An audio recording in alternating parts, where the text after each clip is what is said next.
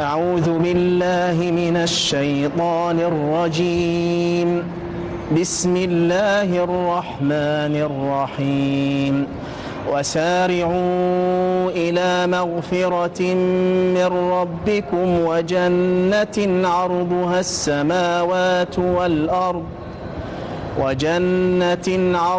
السماوات والأرض أعدت للمتقين الذين ينفقون في السراء والضراء والكاظمين الغيظ والعافين عن الناس والله يحب المحسنين. صدق الله العظيم.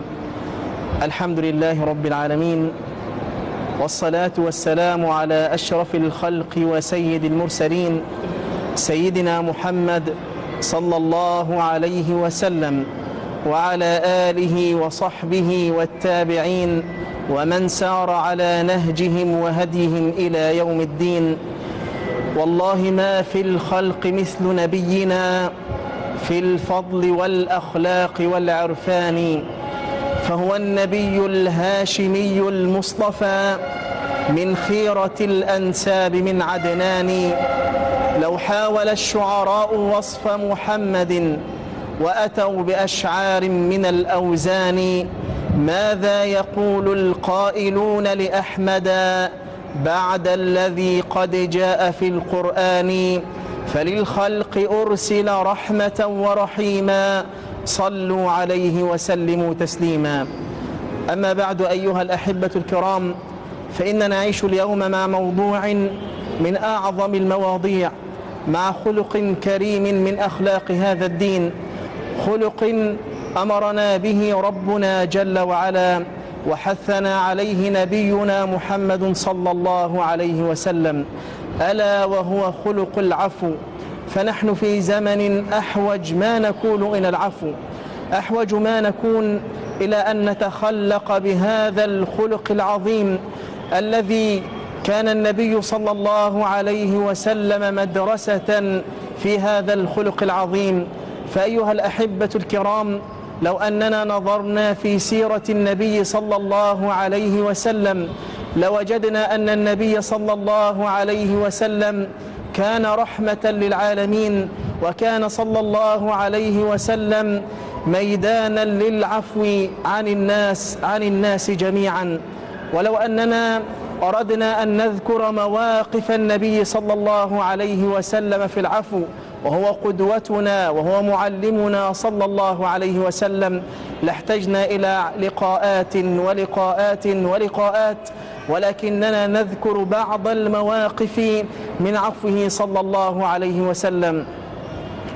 فبداية مع قصته صلى الله عليه وسلم مع الصحابي الجليل هبار بن الأسود.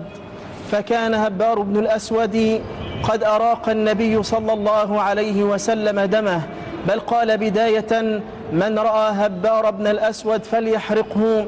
ثم قال النبي صلى الله عليه وسلم: لا يعذب بالنار إلا الله سبحانه جل وعلا، ولكن من رأى منكم هبار بن الأسود فليقتله. فأهرق النبي صلى الله عليه وسلم دمه لما بدر منه مع السيدة زينب رضي الله عنها. فلما كانت السيدة زينب رضي الله عنها بنت النبي صلى الله عليه وسلم مهاجرة من مكة إلى المدينة، لحقها هبار بن الأسود ثم طعن الجمل الذي كانت تركب عليه السيدة زينب رضي الله عنها برمح، ففزع الجمل ثم سقطت السيدة زينب رضي الله عنها وكانت حاملا، فسقط جنينها. ثم أخذت رضي الله عنها تنزف وانتابها المرض وجاءتها الأوجاع والآلام حتى ماتت شهيدة بسبب ذلك رضي الله عنها. فغضب النبي صلى الله عليه وسلم وحزن حزنا شديدا. فالسيدة زينب هي أول بنت للنبي صلى الله عليه وسلم وأول مولود للنبي صلى الله عليه وسلم، فأهدر دمه. ولكن انظر إلى عفو النبي صلى الله عليه وسلم، فهو رحمة مهداة للناس جميعا. لما كان يوم فتح مكة جاء هبار بن الأسود إلى النبي صلى الله عليه وسلم بعدما أهدر النبي صلى الله عليه وسلم دمه وقال من رأى هبار فليقتله. جاء هبار وألقى السلام على النبي صلى الله عليه وسلم وقال إني أشهد أنك رسول الله صلى الله عليه وسلم، واعتذر عما كان منه. يقول الزبير رضي الله عنه فنظرت إلى النبي صلى الله عليه وسلم حينما دخل عليه هبار بن الأسود فضأ النبي صلى الله عليه وسلم رأسه لما يعتذر هبار، ثم عفى عنه وقال إن الإسلام يجب ما قبله فهو رحمة مهداة.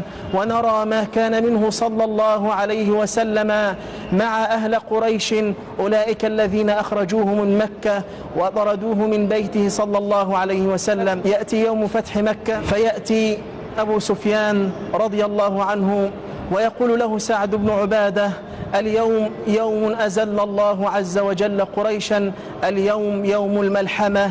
فيذهب أبو سفيان إلى النبي صلى الله عليه وسلم ويقول له يا رسول الله انظر ماذا يقول سعد، يقول اليوم يوم الملحمة، اليوم أزل الله قريشا.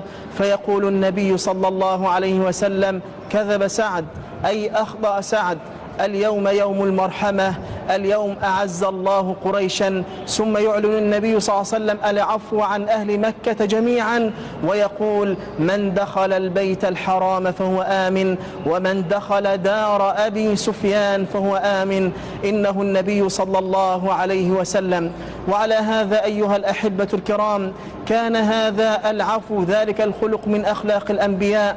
ومن ينظر في الصفحات ويقرأ الآيات في صورة نبي الله يوسف عليه السلام ماذا فعل به إخوته، ماذا فعلوا به وقد ألقوه في غيابة الجب وقد حرموه من أبيه 40 سنة، وبسببهم يباع سيدنا يوسف عليه السلام بثمن بخس دراهم معدودة، كادوا أن يقتلوه. يأتي سيدنا يوسف عليه السلام فيأتي له أخوته ثم يعتذرون إليه فيقول لا تثريب عليكم اليوم يغفر الله لكم، ويعلن عليه السلام العفو عن إخوته وعما بدر منهم. نعم أيها الأحبة الكرام إننا نحتاج أحوج ما نكون إلى أن يعفو بعضنا عن بعض في مثل هذه الأيام حتى يعفو الله عنا، فمن عفى عن الناس عفى الله عز وجل عنه.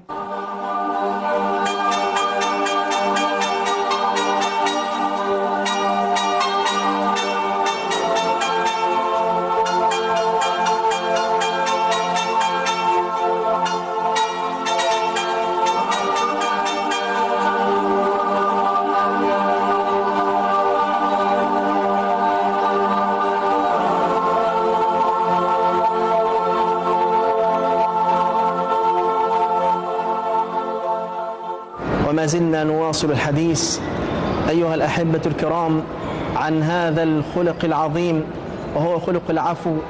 وها هو سيدنا أبو بكر الصديق رضي الله عنه يضرب أروع الأمثلة في العفو. فلما طعن الطاعنون في عرض أم المؤمنين عائشة رضي الله عنها زوج النبي صلى الله عليه وسلم المبرأة والمطهرة من فوق 7 سماوات، كان ممن طعن في عرضها ونال من شرفها سيدنا مصطح بن أثاثة وهو ابن خالة سيدنا أبي بكر الصديق، بل كان من الفقراء. وكان سيدنا أبو بكر رضي الله عنه ينفق عليه ويغدق عليه الأموال ويعطيه المال، والقريب دائما هو الذي يكون أولى من أن يدافع عن أقاربه. ولكن سيدنا مصطح رضي الله عنه كان ممن زلت قدماه في عرض أم المؤمنين عائشة. فسمع سيدنا أبو بكر رضي الله عنه ما قاله مصطح وما تداوله في هذا الحديث في حادثة الإفك، فما كان من أبي بكر الصديق رضي الله عنه إلا أنه منع عطاءه عن سيدنا مصطح بن أثاثة. فلما نزلت آيات التي برأ الله عز وجل بها السيدة عائشة أم المؤمنين رضي الله عنها، نزل قول الله عز وجل ولا يأتل أولو الفضل منكم والسعة أن يؤتوا أولو القربى والمساكين والمهاجرين في سبيل الله وليعفوا وليصفحوا ألا تحبون أن يغفر الله لكم؟ فما كان من سيدنا أبي بكر الصديق رضي الله عنه إلا أنه عفى عن سيدنا مصطح بن أثاثة، بل إنه عاد وأغدق إليه الأموال أكثر مما كان من قبل، وهو يردد رضي الله عنه: بلى أحب أن يغفر الله لي، بلى أحب أن يعفو الله عني. أيها الأحبة الكرام، لا يوجد أحد منا معصوم من الخطأ، كل منا قد يخطأ مع أخيه أو مع أحد، ولكن يجب علينا أن نعفو عن الناس حتى يعفو الله عز وجل عنها.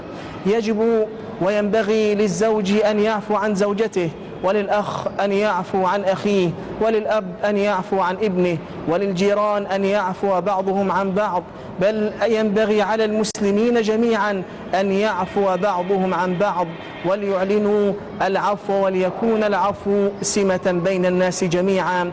فنحن أحوج ما نكون أيها الأحبة الكرام إلى العفو، فبالعفو أيها الأحبة الكرام يدوم بيننا الود، ويدوم بيننا التسامح، ويدوم بيننا المحبة أيها الأحبة الكرام. ولذلك كان الجزاء من جنس العمل، فمن عفى عن الناس عفى عنه الله عز وجل. ولا شك أن لا يوجد أحد منا قد سلم من الذنوب والمعاصي، فإن أردت أن يعفو الله عز وجل عنك فلتعفو أنت عن الناس. ولذلك تأتي السيدة عائشة رضي الله عنها وتسأل النبي صلى الله عليه وسلم وتقول: يا رسول الله، أرأيت إن أدركت أو علمت أي ليلة هي ليلة القدر ماذا أقول؟ فقال النبي صلى الله عليه وسلم، ويعلمها هذه الكلمات التي تقولها في أفضل ليلة وفي أعظم ليلة وهي ليلة القدر، فيقول لها النبي صلى الله عليه وسلم: يا عائشة، قولي اللهم إنك عفو تحب العفو فاعف عنا. ولذلك لله در الإمام الشافعي رضي الله عنه حينما قال: كن قابل العذر واغفر ذلة الناس، ولا تضع يا لبيبا أمر وسواسي. الله يكره جبارا يشاركه، ويكره الله عبدا قلبه قاسي، ويكره الله عبدا قلبه قاسي. هل تذكرت يوما أنت مدركه، يوما ستخرج فيه كل أنفاس، يوم الرحيل عن الدنيا وزينتها، يوم شديد البطش والفاس، ويوم يجمعنا والشمس محرقة تدنو من الراس، يفر كل امرئ من غيره هربا. هل أنت ذاكر هذا اليوم أم ناسي؟ ويرسل الله أملاكا منادية: هيا تعالوا إلى رب مطعم كاسي، هيا تعالوا إلى عفو ومغفرة، هيا تعالوا إلى بشر وإيناس. أين الذين على الرحمن أجرهم، فلا يقوم إلا العافي عن الناس. أي يوم القيامة أيها الأحبة الكرام يعفو الله عز وجل عمن عفى عن الناس، فليعفو بعضنا عن بعض حتى يعفو عنا ربنا جل وعلا. نسأل الله عز وجل أن يجعلنا من العافين عن الناس، من الكاظمين الغيظ، ممن يعفون عن الناس حتى ننال عفو الله عز وجل. وصل اللهم على سيدنا محمد وعلى آله وصحبه وسلم، والسلام عليكم ورحمة الله وبركاته. عزيزي المشاهد، عشنا معا رحلة إيمانية مع ضيفنا اليوم. في الحلقة القادمة إن شاء الله نعيش لقاء جديدا مع شخصية جديدة تعلمت من القرآن ما ينفعها في الدنيا والآخرة وعلمني القرآن. كان معكم خالد شعيب في السيناريو وكتابة التعليق والتصوير، محمود مدني قراءة التعليق، إخراج أحمد النجار.